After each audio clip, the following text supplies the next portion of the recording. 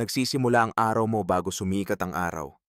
Hindi dahil ikaw ay mahalaga, kundi dahil walang gustong gumawa ng trabaho mo. Isang maikling mensahe ang ginigising ka. Dumating ka na. Walang bati, walang paliwanag. Sundin lang. Mabilis kang magbihis at lumabas sa kalye na kalahating antok pa rin. Malamig at tahimik ang simoy ng madaling araw. Dumarating ka sa isang bakanteng paradahan kung saan tatlong sasakyan ang naghihintay na natatakpan ng alikabok. Simple lang ang iyong misyon. Linisin. Habang pinipisik mo ang mainit na bakal, sinusubukan mong alalahanin kung bakit mo gustong pumasok sa mundong ito. Marahil dahil sa mga kwento tungkol sa kapangyarihan. Marahil dahil sa mga pelikula. Marahil sa maling ideya tungkol sa respeto. Ngunit narito ka. May isang timba ng maruming tubig, isang lumang sipilyo, at isang hindi matapos-tapos na listahan ng mga tagubilin. Sa kalagitnaan ng umaga, pinapunta ka upang bumili ng kape. Pagkatapos sigarilyo, pagkatapos pagkain, hindi para sa iyo. Bumabalik ka na may mga bag habang patuloy ang usapan sa loob ng pwesto. Walang nagtatanong kung kumain ka na ba. Kumakain ka ng malamig na tira-tira sa isang sulok ng lugar, isang nakalimutang plato, isang baso na kalahating laman. Hindi ka masyadong kinakausap, hindi dahil galit sila sa iyo, kundi dahil wala ka pang presensya. Dito, lahat ay dumaan sa parehong simula. Ito ang unang ranggo. Ang hindi nakikita. Ang nagbubukas ng mga pintuan, nagdadala ng mga bagay, at nakikinig sa mga utos. Kung mawawala ka ngayon, walang magtatanong. At bukas, may bagong tao na papalitan ka. Ilang buwan matapos, bahagyang nagbago ang iyong rutina. Hindi mo na nililinis ang mga sasakyan buong araw. Ngayon, nagdadala ka ng mga parsela. Maliit na mga sobre, nakatagong mga kahon, minsan mga salita lamang na dapat mong ulitin ng eksakto. Ang trabaho mo ay mabilis na kumilos at kaunting magtanong. Tinuruan ka nila ng isang pangunahing patakaran. Laging mas mahalaga ang mensahe kaysa sa nagdadala nito. Sa umpisa, tila ito'y isang labis na pahayag. Isang bagay na sinasabi para magmukhang mahalaga. Ngunit di nagtagal, naunawaan mong hindi ito isang metapora. Naglalakbay ka sa mga bus, taxi, at mga kalye na puno ng tao. Dumadaan ka sa mga estasyon, maingay na avenida, at mga pasilyo ng mga lumang gusali. Umakyat ka sa makikipot na hagdan at dinadaan ang mga pasukan kung saan walang tumitingin sa isa't isa. Walang naghihinala. Mukha kang isang ordinaryong manggagawa, isang taong nagmamadaling pumunta mula sa isang lugar patungo sa iba. Ngunit sa loob ng sobre maaaring may pera, o isang babala, o isang bagay na magbabago sa araw ng iba. Minsan ay may tumatanggap ng parsela at ngumiti. Minsan naman, nagiging kulay abo ang muka. Sa mga sandaling iyon, nauunawaan mong mas mabigat kaysa sa itsura ang dala mo. Hindi ka nagtatanong. Natutunan mong maghatid, tumango, at umalis. Walang komento, walang kuryosidad. Natutunan mo ring huwag lumingon, huwag tandaan ang mga address, huwag ulitin ang mga pangalan. Nagtatapos ang araw mo kapag naihatid mo na ang huling mensahe. Kung maayos ang lahat, tumatanggap ka ng maliit na bayad. Kung may mali, sige, ayaw ng sino man itong matuklasan. Ngayon tumunog ang telepono mo ng 6:00 ng umaga. Isang bagong responsibilidad. Ngayon ay nagtatrabaho ka bilang driver. Hindi isang mamahaling sasakyan. Isang karaniwang kulay abo, nakakapagod sa paningin na sedan. Iyon mismo ang dahilan kung bakit ito ang pinili. Walang nakakaalala ng ganitong klaseng sasakyan. Walang lumilingon kapag dumadaan. Ang gawain mo ay sunduin ang ilang tao at ihatid sila sa mga tagpuang itinakda. Maikling direksyon. Simpleng mga utos. Hindi mo kailanman naririnig ang mga usapan sa likurang upuan. Hindi ka tumitingin sa salamin ng lampas sa kailangan. Ikaw ay nagmamaneho lamang. Sa mahabang oras, naglalakbay ka sa mga kalye, gasolinahan, at mga underground parking. Dinadaanan mo ang mga tahimik na komunidad at mga abalang abenida. Minsan naghihintay ka sa loob ng sasakyan habang pumapasok ang mga pasahero sa mga gusali.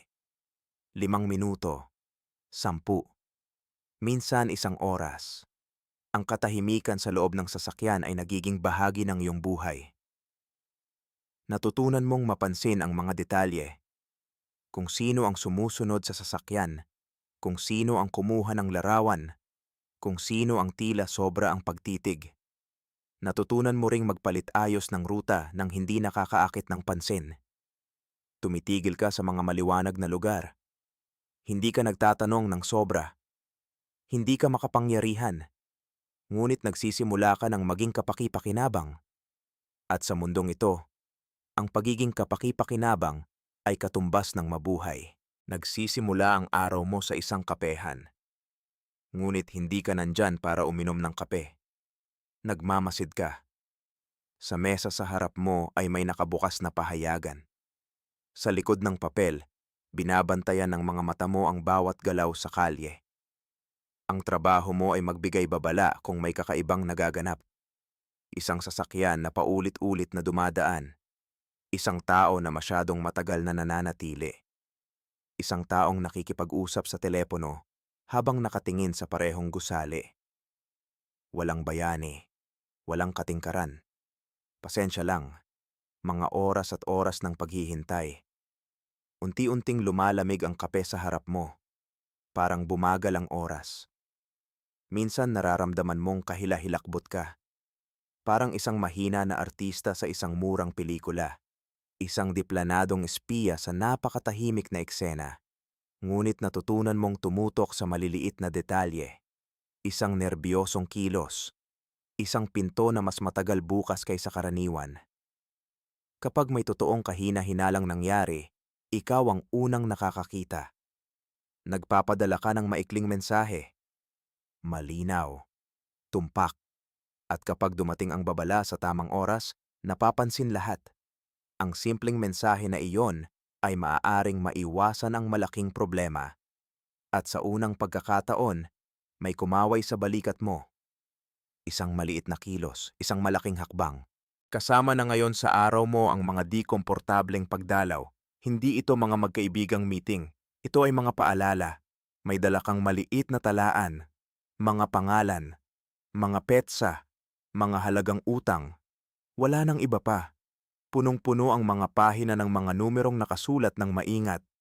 Bawat linya ay kumakatawan sa isang pangakong hindi pa natutupad.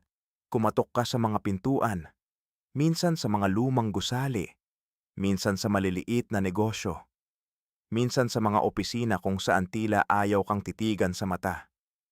Karamihan ay nagbabayad ng walang pagtatalo. Alam nila kung bakit ka nandyan. Ang ilan ay nagpapanggap na abala. Sinasabi na bukas. Na sa susunod na linggo, hindi gawain mo ang makipag-away o magsalita ng malakas. Paalaala lang na may utang silang dapat bayaran.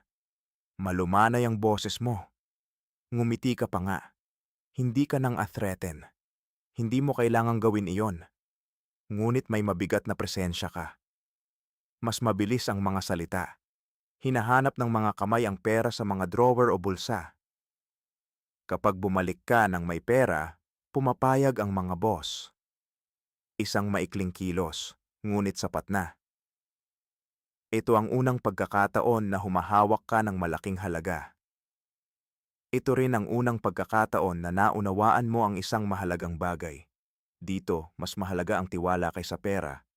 Ngayon nagtatrabaho ka sa loob ng isang payak na opisina. Isang lugar na walang kapansin-pansing mga bintana o palatandaan sa pinto. Walang makinang, mga lumang computer, mga teleponong hindi tumitigil sa pagtunog, mga papel na nag-iipon sa mga gasong folder. Ang trabaho mo ay mag-organisa. Sino ang magkikita? Anong parsela ang mauuna? Anong problema ang kailangang agarang lutasin? Ikaw ang nagdedesisyon kung aling mensahe ang maaaring maghintay at alin ang kailangang ilipat sa oras na iyon din. Parang traffic control ikaw sa isang magulong paliparan. Mga tinig pumapasok at lumalabas sa mga linya ng telepono. Mga pangalan na lumilitaw at nawawala sa mga listahan. Dapat gumalaw ang lahat ng walang banggaan. Isang maliit na pagkakamali ay maaaring magdulot ng maraming pagkaantala. Isang malaking pagkaantala ay maaaring magdulot ng seryosong problema. Sa unang pagkakataon, naririnig mo ang mga estratehikong pag-uusap, mga plano, mga kasunduan, mga babala na ipinapasa mula sa isang tao papunta sa iba. Hindi ka kasali, ngunit natututo ka. Pinagmamasdan mo kung paano bawat desisyon ay nakakaapekto sa direksyon ng maraming tao. Isang galaw dito ay may epekto doon. Nagsisimula kang maunawaan na ang tunay na kapangyarihan ay hindi laging sumisigaw. Minsan ay bumubulong lang. Isang araw, tinawag ka sa isang maliit na pulong. Tahimik ang silid. Sobra sa tahimik. Walang biro, wala ring sobra-sobrang usapan. Mga maikling tingin at maingat na mga salita lang. Binigyan ka ng mahirap na gawain. Hindi ibibigay ang mga detalye dito. Sapat nang sabihin na ito ay may kinalaman sa konfrontasyon. Habang pinapakinggan mo ang mga tagubilin, nararamdaman mong may nagbabago. Hindi takot, kundi hindi rin kalmado. Isang tahimik na pressure na dumadaloy sa dibdib. Lumilipas ang araw na puno ng tensyon. Bawat hakbang ay nagiging mabigat. Bawat minuto ay tila bumagal kumpara sa normal. Sinusubukan mong tumuon sa dapat gawin. Sundin ang plano. Huwag masyadong mag-isip. Nang dumating ang oras, mabilis ang lahat. Mas mabilis kaysa sa inaasahan mo. Nang matapos ang gawain, walang nagdiriwang, walang pumalakpak, walang pasasalamat o mga salita ng pagkilala. Bumalik ka lang sa sasakyan at nagmaneho pauwi. Ang mga ilaw ng lungsod ay dumadaan bilang mga tahimik na anino. Kaunti lang ang tulog mo ng gabing iyon. Patuloy ang isip na inuulit ang bawat sandali dahil may natutunan kang bago. Sa organisasyong ito, bawat promosyon ay may kapalit na kapayapaan ng isip.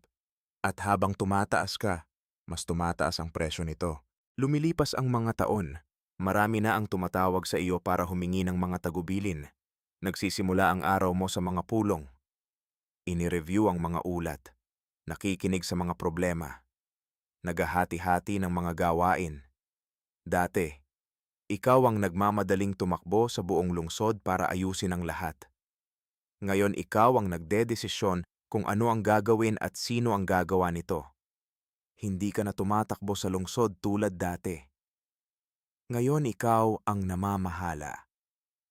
Pinagmamasdan, sinusuri, at mabilis na nagdedesisyon.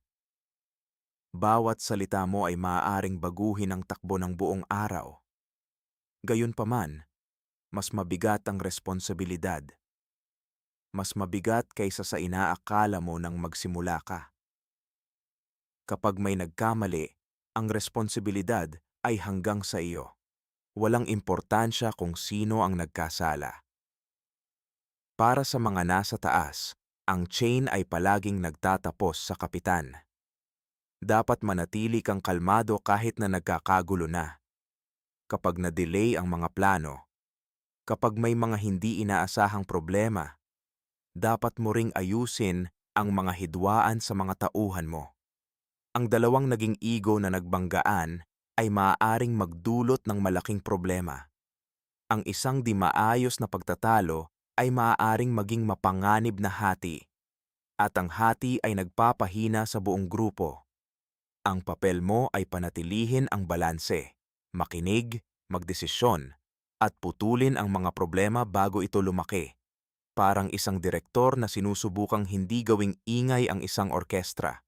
Dahil kapag nagulo ang ritmo, lahat ay maaaring bumagsak. Sa puntong ito, nagbago ang rutina mo. Tahimik kang nagtatrabaho. Mga mapa, numero, at maingat na mga usapan ang pumupuno sa araw mo. Sinisurvey mo ang mga oportunidad, mga panganib, mga posibleng alyansa.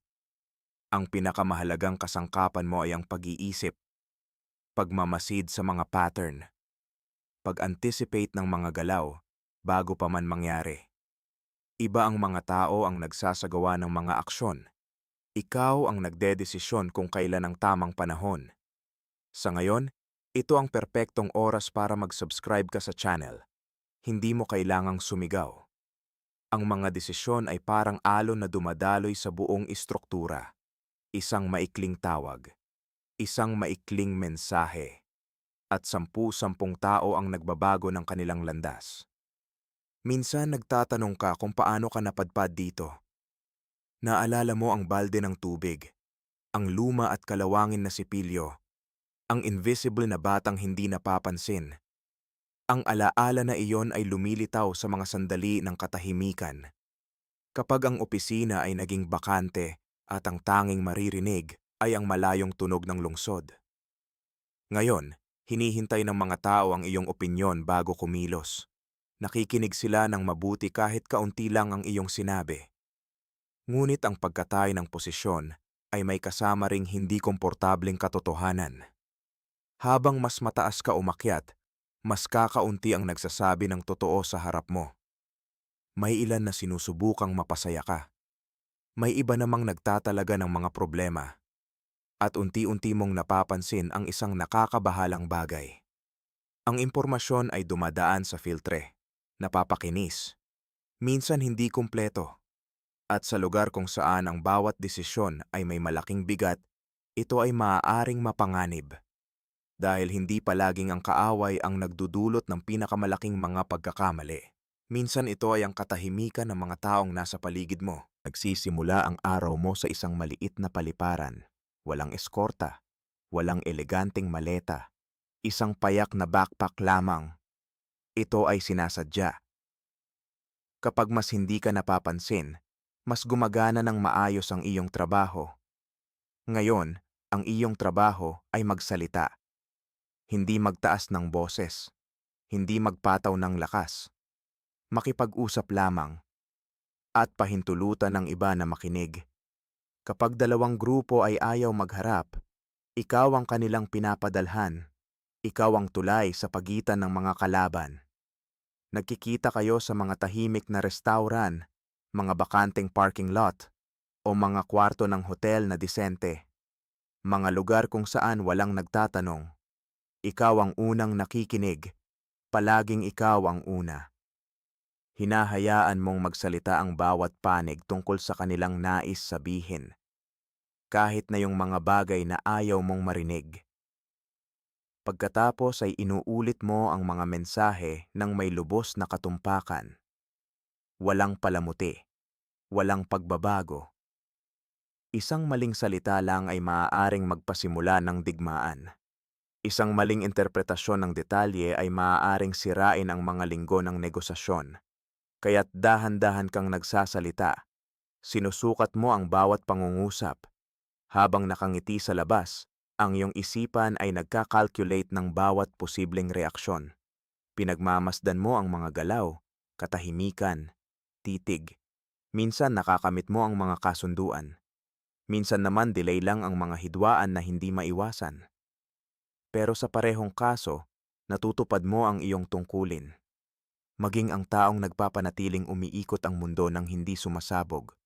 Ang tagapamagitan na pumipigil sa katahimikan na maging karahasan. Mukhang routine mo ngayon ang ng isang tagapamahala ng kumpanya. Bawat araw ay nagsisimula sa pagrerepaso ng mga numero, balanse at mga report. Pinag-aaralan mo ang mga numero, maraming numero, kita, gastos at iba't ibang uri ng galaw. Lahat ay kailangang may lohikal na paliwanag. Bawat numero ay dapat tugma sa isa pa, bawat detalye ay mahalaga. Ang opisina mo ay walang labis na marangyang gamit, walang makulay na dekorasyon o marangyang muebles. Ayos lang, mga maayos na folder. Mga gamit na computer na palagi ang tumatakbo, may mga tunog at kumikislap. Habang ang iba ay pinag-uusapan ang tungkol sa kapangyarihan at dramatikong mga desisyon, iniisip mo ang balanse. Kung masyadong mabilis pumasok ang pera, may magtatanong ng hindi komportableng bagay. Kung napakakaunti naman, may ieenganyo at ang pressure ay babagsak sa'yo. Ang trabaho mo ay panatilihin ang lahat sa tamang punto. Hindi masyadong nakikita. Hindi rin naman tuluyang hindi nakikita. Natuto kang asahan ang mga problema bago pa man sila lumitaw. Magsuri ng 2 beses ng bawat numero. Makakita ng mga pagkakamaling maaaring hindi mapansin ng iba. Nadiskubre mo na ang tunay na kaguluhan ay hindi nagmumula sa mga kalaban o katunggali. Ito ay nagmumula sa mga pagkakamali sa pamamahala. Isang maling numero ay maaaring sirain ang mga taong taon ng trabaho. Isang maliit na pagkukulang ay maaaring maging isang trahedya. Sa posisyong ito, ang kapangyarihan ay nasa katumpakan. Ang pagkaligtas ay nakadepende sa iyong pagtuon sa mga detalye. Ngayon ay nakaupo ka sa isang maliit na mesa kasama ang pinuno. Kayo lang dalawa, walang mga katulong, walang ingay sa paligid. Isang diretso at bukas na usapan. Ang tungkulin mo ay sabihin ang mga bagay na ayaw sabihin ng iba. Minsan ay nangangahulugan ito ng pagsalungat sa mga desisyon o pagtukoy sa mga panganib na ayaw banggitin ng iba. Hindi madali. Marami ang mas gusto lang tumango. Hindi mo kaya gawin iyon. Pero nagtitiwala ang pinuno sa iyong paghuhusga. Hindi dahil palagi kang tama, kundi dahil nagsasalita ka ng walang takot. Nagsasalita ka ng kalmado. Hindi ka nanghihikayat. Hindi ka nagsisigaw. Nagmumungkahi ka. Nagtatanong. Nagpapaliwanag ng mga kahihinatnan. Minsan gumagamit ka ng mga simpleng halimbawa o mga kwento tungkol sa mga nakaraang sitwasyon. Ang pinakadakilang kakayahan mo ay makita ang ilang hakbang na pasulong. Parang laro ng chess. Habang ang iba ay nakatuon sa kasalukuyang galaw, iniisip mo ang mga susunod pa. Kapag lahat ay nakatuon sa susunod na hakbang, iniisip mo ang ikalimang galaw. Kaya narito ka. Hindi dahil sa lakas, hindi dahil sa takot, kundi dahil may kailangan na tumingin sa buong board. Dahil may kailangang magpaalala na ang pagtitiis ay maaaring mas makapangyarihan kaysa lakas, at na ang isang payapang desisyon ay maaaring makaiwas sa malaking problema bukas. Wala ng libreng oras sa iyong schedule. Bawat minuto ay nakaprograma. Mga pagpupulong simula ng maaga. Mga agarang tawag. Mga problemang kailangang lutasin bago magtanghali. Mga hidwaan na sumulpot ng walang abiso bago maggabi. Ngayon, ikaw ang salaan sa pagitan ng pinuno at ng ibang mundo. Lahat ay dumadaan sa'yo. Bawat mensahe, bawat desisyon, bawat problema ay unang dumarating sa'yo. Kung ang isang pagtatalo ay lumalakas, ikaw ang siyang nagpapahinto rito. Kalmado. Sa mga tamang salita. Natuto kang maraming krisis ay hindi nalulutas gamit ang lakas, kundi sa tamang tono sa tamang oras. Kung may mahalagang pagkakataon, ikaw ang nagsusuri. Nakikita mo ang mga panganib at benepisyo bago ang iba. Tinututukan mo ang mga detalye na maaaring mapalampas ng iba. Nakikinig sa iba't ibang bersyon bago magbigay ng sagot. Pinipili mo kung ano ang dapat agad pagtuunan ng pansin at ano ang pwedeng hintayin. Natuto kang kumilos ng mabilis. Magprioridad ng hindi nakakalimot sa detalye. Agad-agad harapin ang mga galaw bago pa man mangyari. Minsan ang araw ay nagbabago ng direksyon sa loob lang ng ilang minuto. Isang tsismis. Isang hindi inaasahang tawag. Isang problemang hindi nakita ng iba. Nagtatapos ang araw mo kapag ang pinuno ay nagpapahinga na. Ngunit kahit noon, ang telepono mo ay malapit palagi. Nasa ibabaw ng mesa, naka-on. Hindi kailanman nawawala ang alerto. Dahil ang pagiging pangalawa sa pamunuan ay nangangahulugang mamuhay sa patuloy na tensyon. Kung may nangyayari, ikaw ang unang sasagot. Palagi. Walang ganap na pahinga. Walang ganap na sandali ng pagpapahinga. Ang trabaho mo ay panatilihin ang linya habang natutulog ang iba. Habang lahat ay nagtitiwala na makikita mo ang panganib bago sila. Habang inaasahan nilang may sagot ka kapag wala ng iba. Ang pagiging pangalawa sa pamunuan ay di nakikita at nakakapagod, Ngunit kung wala ka, lahat ay maaaring bumagsak. Ikaw ang piyesa na nagpapatakbo ng mekanismo kapag ang iba ay kakarinig pa lang na may gumagalaw. Dumating ang isang kakaibang umaga nang walang abiso, walang naunang tagapangulo. Hindi na mahalaga ang mga dahilan.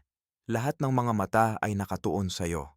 Nagsisimula ang bagong araw mo sa ulo ng mesa. Ang parehong mesa na matagal mong tinitingnan mula sa ibang mga lugar. Noon ay nanonood ka lang. Ngayon, lahat ay nanonood sa'yo. Ngayon, lahat ay naghihintay ng mga desisyon mo. Ang kapangyarihan ay hindi dumarating na may dramatikong musika. Dumarating ito sa katahimikan. Mga taong nanonood, naghihintay ng mga utos. Mababang salita lang ang iyong binibitawan. Yung kailangan lang. Dahil alam mo ang isang bagay na kakaunti ang nakakaunawa. Bawat salita mo ay nagiging aksyon. At bawat aksyon ay may kahihinatnan. Ang pagiging pinuno ay hindi nangangahulugang mamuhay ng payapa. Nagsisimula ang araw mo sa mga ulat. Nagpapatuloy sa mga pagpupulong. Nagtatapos sa mas maraming desisyon. Pinipirmahan mo ang mga pahintulot. Nakikinig sa mga panukala. Tinatanggihan ang mga plano na itinuring ng iba na mahusay. Ang bawat kaalyado ay maaaring maging kalaban balang araw. Ang bawat kasosyo ay maaaring may nakatagong ambisyon. Ang tiwala ay nagiging isang bihirang yaman. Nasanay ka ng makinig ng higit kaysa magsalita. Magmasid ng mga maliliit na detalye. Isang pagbabago sa tono. Isang titig na masyadong matagal. Isang katahimikan na mas matagal sa normal. Mga maliliit na senyales na dati ay pinapabayaang lang. Hindi bigla ang paranoia. Dumarating ito ng paunti-unti, parang anino na lumalaki sa likod mo. Sa umpisa ay halos hindi mo ito napapansin, ngunit natutunan mong mabuhay kasama ito. Dahil naiintindihan mo na ang pag-lead ay hindi lang basta pag-uutos. Ito ay pag-aasahan ang mga pagtataksil bago pa man ito mangyari. Ito ay paggawa ng mga desisyong ayaw tanggapin ng iba. At pagtanggap na sa tuktok, palaging kakaunti ang mga kamay na handang sumuporta sa iyo. Ang pamumuno ay nagbibigay sa iyo ng kontrol, oo. Ngunit pinaalalahanan ka rin ng araw-araw na ang tuktok ay maaring maging pinakaisang lugar sa lahat.